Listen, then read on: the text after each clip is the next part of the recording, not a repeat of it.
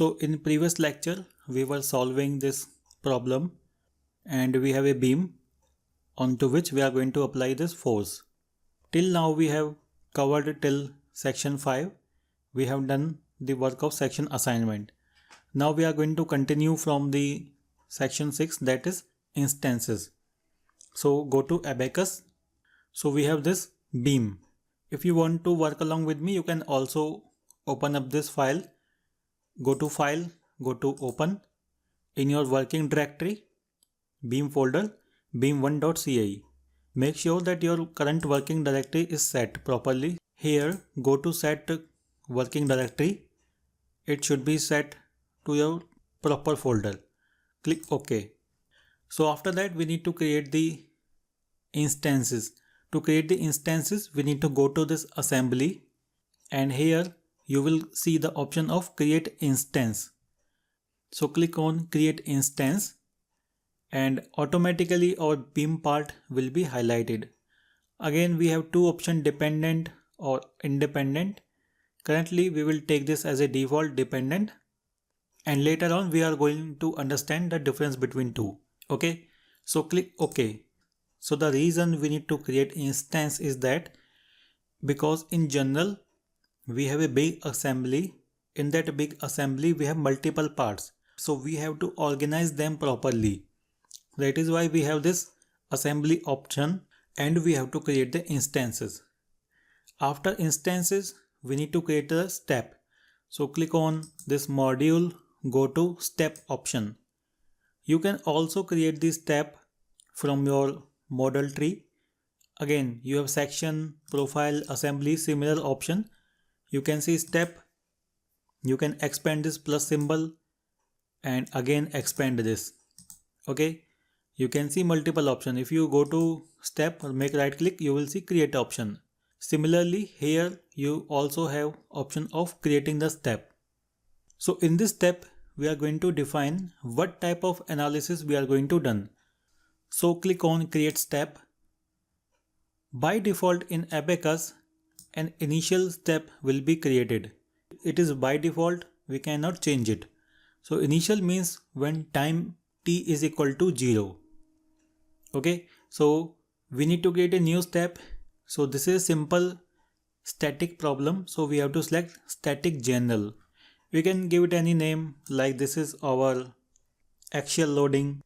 We are going to apply an axial loading on this beam. So axial loading, just take any relevant name. Okay, click on static, click continue. Now again there are some more options, like first time period is 1. So we are going to take time period as 1 second.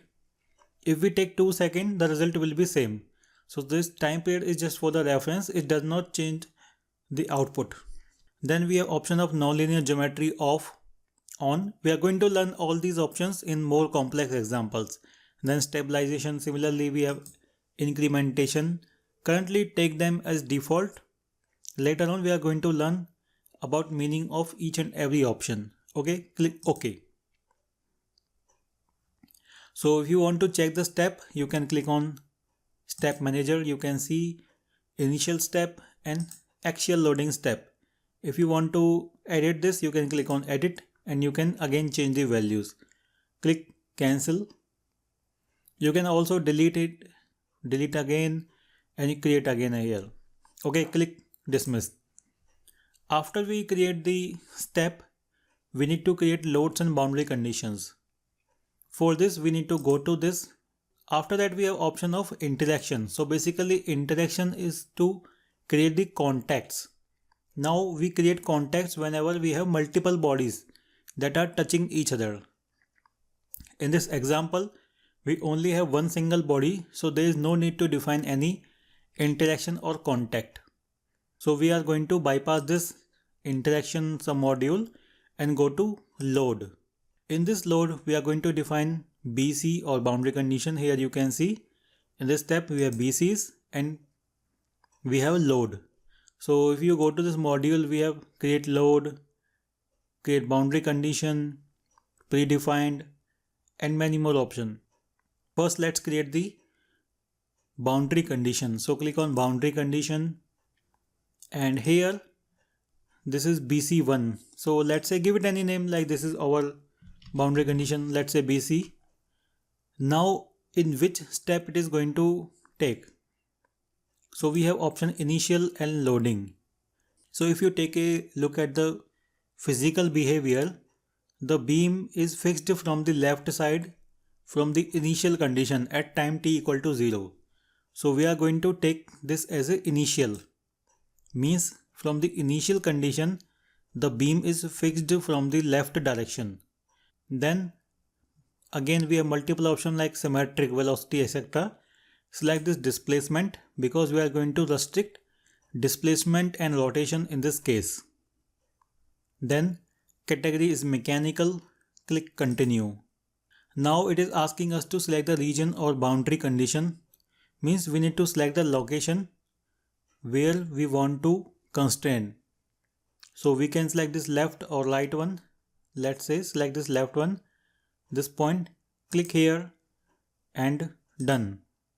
You will see U1, U2, UR3 because it is a 2D problem. U1 means displacement in x direction, U2 y, and UR3 is displacement with respect to z axis. So we are going to restrict in all three, U1, U2, U3. When you make a check on this, means it is restricted. Click OK. Now you can see symbol of a boundary condition is highlighting here. After that we need to apply the value of force. So if you take a look at here, the force is of this value 100,000 Newton. So here go to create load. Now this is our force, so put up the name, let's say force. Now force is going to applied after the initial condition. So initially the beam is fixed, after that we apply the force. So that is why we need to put this force in the axial loading. Type is mechanical. Here you have some multiple options like concentrated force, moment, pressure, etc. There is a whole longer list of loads. In our case it is concentrated force. Click continue. And select this rightward point here, click here and click done. So the force is only in x direction, so we need to select CF1 here, that is 1 and 5 times 0. Okay, CF2 should be blank or you can put 0 here and click OK. Now you click on fit again and zoom out a little bit. Hold the control key, rotate the roller, you will see this arrow is highlighting here. Okay, click on auto fit once again. So now loads and boundary condition are defined. After that we are going to create the mesh of this. So here go to mesh. So in meshing we are going to break this large component in a smaller part. So before meshing we need to define a proper element size. It means in how many parts we are going to break this or split this. For this we need to seed this. Here you can see option of seed. Again you can see seed here. Okay, so click on seed. You can see it is showing one error that we have done some mistake, that dependent part instance cannot be edited or assigned.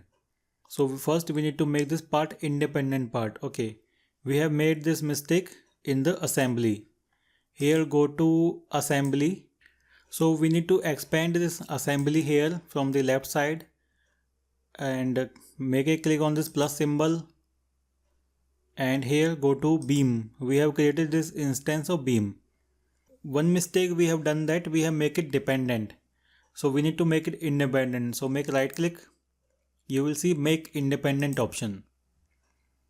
Okay, now once again if you check our loads, these are proper. Okay, step here is okay. Now go to mesh. Click on seed. Now it is showing the seed. It is asking us to select a proper global element size. So the length of this beam is 500. So let's say we will select the size is, let's say 10. So this beam is going to split in a size of 10. Click OK. And now you can see seeding is done. After that click done here, and after that we need to define the type of element we want. So here go to mesh element type, select the region, select this and done. So just to make sure that this option should be beam highlighted here, because in Abaqus there are multiple types of element like coupled temperature, acoustic, etc. Currently we are taking this as a beam, simple standard.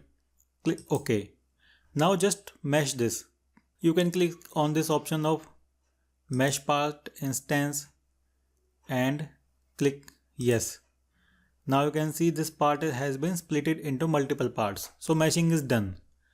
So after the meshing we just have to submit the job.